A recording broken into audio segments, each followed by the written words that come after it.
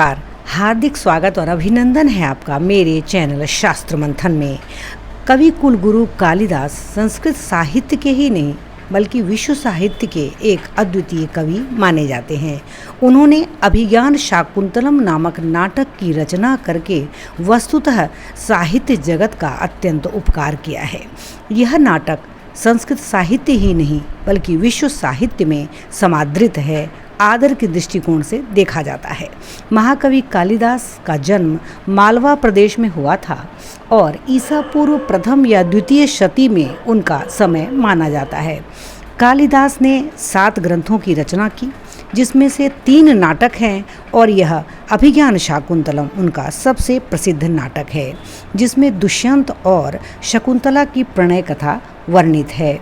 इस नाटक में 7 अंक हैं, जिसमें दुष्यंत और शकुंतला का प्रणय, उनका विछोह, उनका विवाह और अंततः उनका मिलन बताया गया है।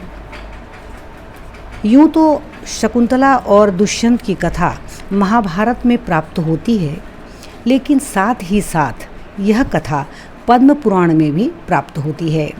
महाभारत में शकुंतला की कथा आदि पर्व के अध्याय 67 से लेकर 74 तक प्राप्त होती है और पद्म पुराण में यह कथा स्वर्ग खंड में अध्याय 1 से 5 तक है। पूर्ववंशी राजा दुष्यंत और ऋषि कन्या जो मेनका और विश्वामित्र की पुत्री थी शकुंतला, और जिसे कण्व ने पालन पोषण किया था, इन दोनों के प्रणय की कथा इस महत्वपूर्ण नाटक में वर्णित है। यह संस्कृत साहित्य का एक विशिष्ट नाटक है। अभिज्ञान शाकुंतलम की जो कथा है, यह 7 अंकों में विन्यस्त हुई है, जिसमें राजा दुष्यंत शिकार में एक मृग का पीछा करते हुए कण्व ऋषि के आश्रम के समीप पहुंचते हैं और वहां 2 तपस्वियों से राजा प्रश्न पूछते हैं कि ये किसका आश्रम है। तब वे तपस्वी कहते हैं कि आप इस मृग को मत मारिए, और यह आश्रम कण्व ऋषि का आश्रम है। जब वहाँ राजा पहुँचते हैं तो देखते हैं कि शकुंतला वहाँ अपने पौधों में जल से सिंचन कर रही है। शकुंतला के अप्रतिम सौंदर्य को देखकर राजा उस पर मोहित हो जाते हैं और शकुंतला भी राजा दुष्यंत पर प्रेमासक्त हो जाती हैं। राजा के पूछने पर शकुंतला की सखी अनुसुया बताती है कि शकुंतला का जन्म कैसे हुआ था। वो बताती है कि वह मेनका और विश्वामित्र की पुत्री थी और वे कण्व ऋषि के आश्रम में उसे रखकर वापस अपने अपने स्थान पर लौट गए थे। दुष्यंत और शकुंतला अंततः गंधर्व विवाह कर लेते हैं और कुछ समय के बाद दुष्यंत अपनी राजधानी लौट जाते हैं।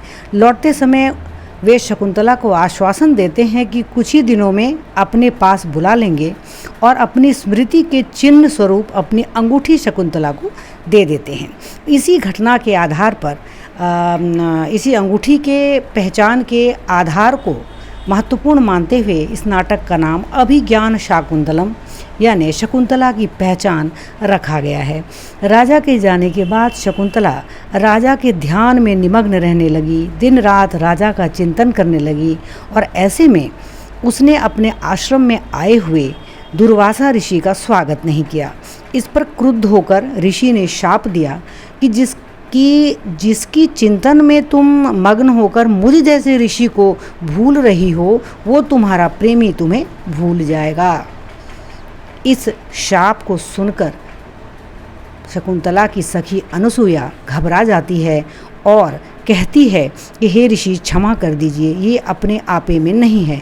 तब ऋषि कहते हैं कि यदि कोई ऐसी वस्तु हो जिसे देखकर इनके प्रेमी को इनका स्मरण हो जाए तो वह इन्हें अपना लेगा। यात्रा से लौटने पर कण्व ऋषि को जब पता चलता है कि दोनों का गंधर्व विवाह हो गया है तो वे लेकर के शकुंतला को, अपनी पुत्री को विदा करके आश्रम से लेके जाते हैं दुष्यंत के राज्य में। लेकिन रास्ते में एक नदी तीर्थ है, शची तीर्थ, वहाँ नहाते समय शकुंतला की अंगूठी गिर जाती है और यहाँ दुर्वासा का साप फलीभूत होता है। तब वहाँ वो जाती है, राजा द्वारा ये कहने पर कि मैं तो आप तुम्हें नहीं पहचानता, वह अंगूठी दिखाना चाहती है लेकिन हाथ में अंगूठी नहीं होती है।